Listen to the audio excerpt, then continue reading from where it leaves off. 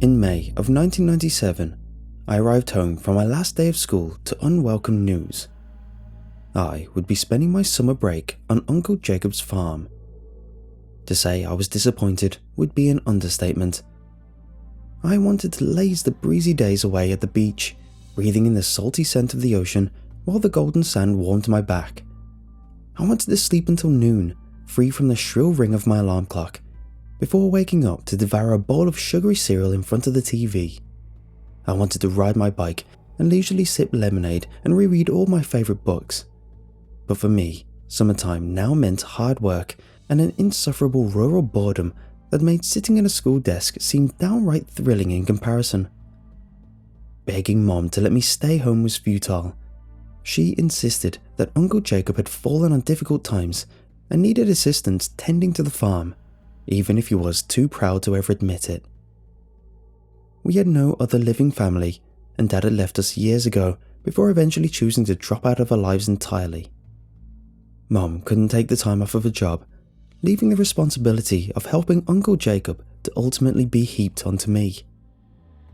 I should clarify that I didn't inherently dislike my uncle. I actually felt quite bad for him. Over the past year, Uncle Jacob's life had become a painful cycle of hardship and grief. Aunt Das had died suddenly the previous year, and while she never had a particularly genial man, her death had made him grow stony and distant.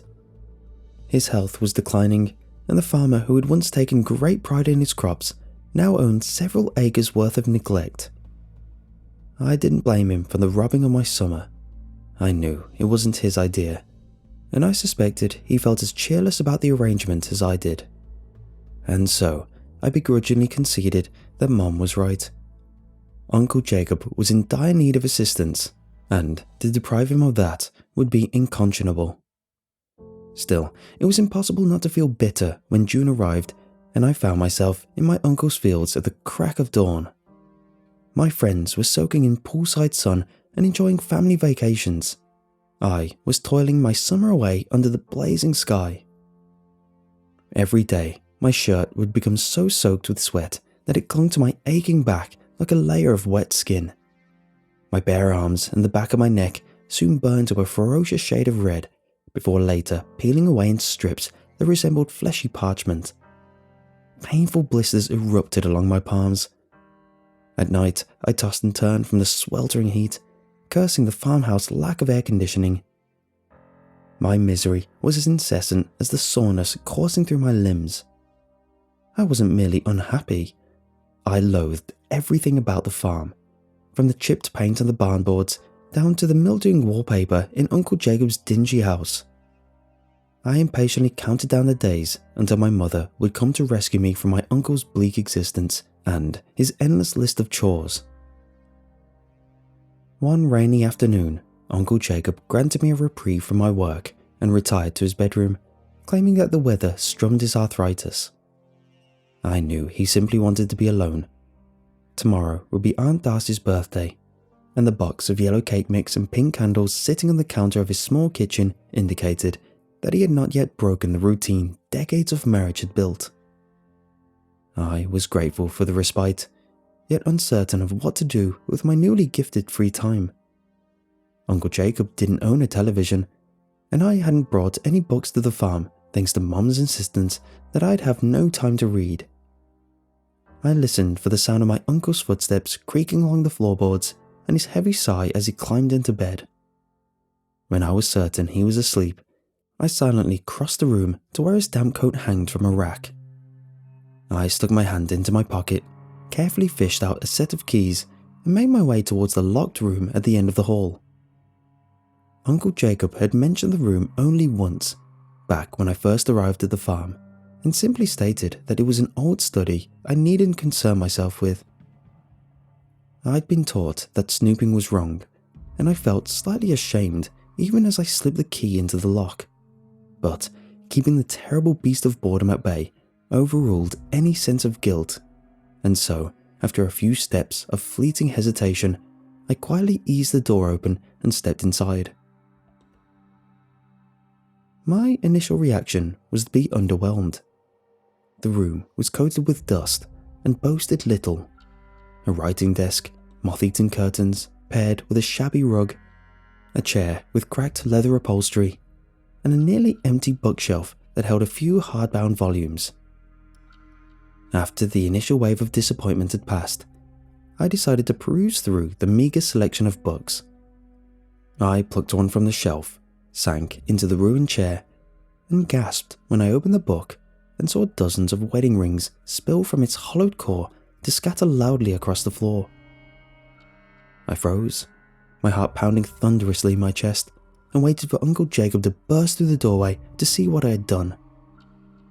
I was so frightened by the prospect of getting into trouble that it wasn't until several tense minutes had passed without an appearance of my uncle that confusion finally struck me. Why did Uncle Jacob have all these wedding rings? I began gathering the rings up by the handful to cram them back into the gouged book. Bands of gold and silver, smooth or adorned with diamonds, aged from years of matrimony or sparkling as if stripped from the finger of newlyweds. Each one felt like a piece of a bizarre puzzle. When I returned the hollow novel to its shelf, another inquisitive thought entered my mind. What about the other books? I paused, uncertain of whether or not I truly wanted to know what they might contain. The collection of rings had disturbed me, not least of all because of the sheer amount. I even considered that perhaps Aunt Darcy had collected them before she died, but that theory failed to make complete sense. Many of the rings appeared to have belonged to men and were far too large for her own frail fingers, and the only ring I ever saw Uncle Jacob wear was the same one he'd worn for their entire marriage. And why hide them away in a book when I glimpsed the jewelry box sitting on a dresser in Uncle Jacob's room? After a moment of internal debate, curiosity prevailed. I selected another volume. Immediately, I regretted my decision. Inside the book's gouged-out core rested far too many human teeth to have come from a single mouth. Some were cracked open to reveal an exposed pulp, and some were little more than jagged shards, and most were caked with blood. My stomach lurched at the sight of decaying flesh clinging to a tooth's root. I imagined the agony the traumatized mouths had suffered, exposed nerves as teeth were broken and viciously extracted, the coppery taste of their own blood, sharp remnants of their shattered molars piercing through their tongues like nails. My head swam, and I fought the urge to be sick on the frayed rug. I know I should have called the police right then. I know I should have fled from that house and ran until I reached the next farm over. I know I should have been calmer and wiser and done just about anything besides what I did next. But I couldn't think clearly in that horrible room, with its hellish secrets and the smothering dust drifting through its stale air. And so I grabbed another book from the shelf. This time it slid from my trembling hands and fell to the floor. I watched as the book landed open and yawned a stream of photographs onto the floor. When I knelt down to examine them, I nearly fell over in shock. Staring up at me were faces twisted into grimaces of unspeakable pain. Each snapshot captured an act of brutality. Open mouths screamed in anguish, while others were sealed shut with strips of tape. Limbs were bound with rope and contorted into unnatural positions. Eyes wept tears or blood, sometimes both. Hair and clothing was soaked with so much blood that it was unlikely any of the photographs survived for long after the camera finally ran out of film. One photo depicted a mirror placed before a chair with deep scratch marks along the arms, presumably arranged so that the captive could witness their own torture as it unfolded. In its reflection, I caught the sight of a familiar face. A hand clamped down on my shoulder. "I didn't know what she was doing," Uncle Jacob mumbled sadly, his voice like gravel, "until after she was already gone." Uncle Jacob called the police himself. They found more trophies in the study, locks of hair tied with ribbon, watches and women's jewellery, bloodied scraps of fabric. and a small tin full of fingernails that rattled when an officer picked it up. The entire farm was excavated, but they never found so much as a single bone. Even after all these years, no one knows what Aunt Darcy did with the bodies or why she committed the murders. Law enforcement had a gruesome trinket sent to a forensic laboratory, but for the most part, identifying victims boiled down to the hideous task of poring over the photo collection, a job made all the more nightmarish when families of the missing persons were shown the least grisly of their pictures for tearful confirmations. Aunt Darcy continued to inflict pain even as she laid in a grave. Several other photographs remain unidentified. If there exists anyone out there who misses them, they'll likely spend the rest of their days knowing that their disappeared loved one met a cruel, brutal end at the hand of a monster for reasons we'll never understand. Sometimes I wonder if perhaps it's better that way, if the haunting questions and lack of closure are still less painful than knowing the undeniable, heart-shattering, blood-stained truth that those photos so gruesomely displayed. Uncle Jacob was interrogated. His story never changed. After Darcy died, he was preparing to sell the farm and move away to somewhere with less memories, only for those plans to come to a horrifying halt when he found what she'd been keeping in a study.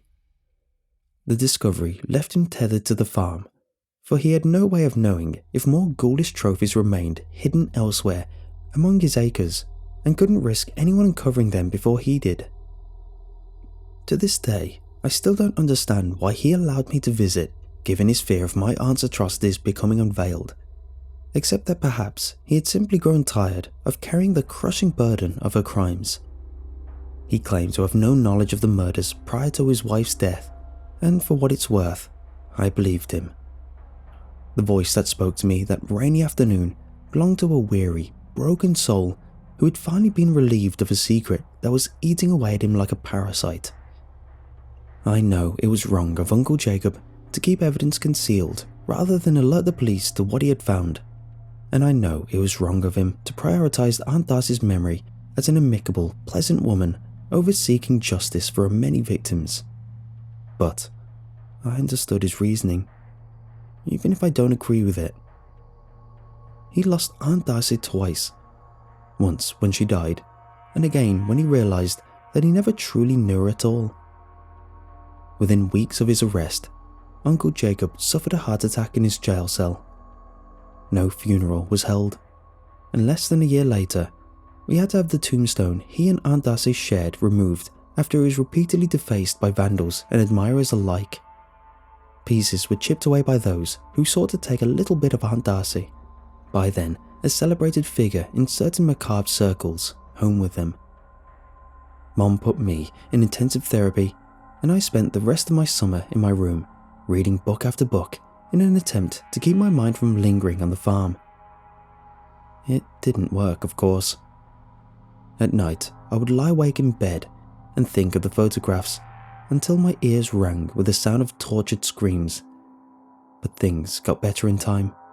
I continued therapy, and today I'm a happy adult with a family of my own. But while the vivid, sleepless nights have been fewer and fewer in number over the years, I still think of Uncle Jacob's farm often. Every thought circles back to the picture with the mirror, the last one I saw before Uncle Jacob gently plucked it from my grasp and guided me out of the room. I can recall every detail as if I'd viewed it only seconds ago. Aunt Darcy looking into a reflection, wearing a cruel grin and a fine mist of blood, her gloves glistening with a wet crimson. In the chair beside her, his limbs bound by knotted rope and his face almost entirely obscured by blood, sat my father.